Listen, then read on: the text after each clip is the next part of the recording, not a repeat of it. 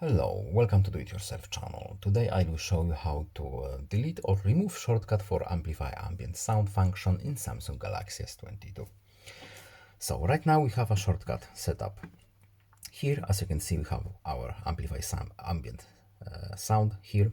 To remove this option, we can edit shortcuts, select actions, and we can simply look for our option and turn it off.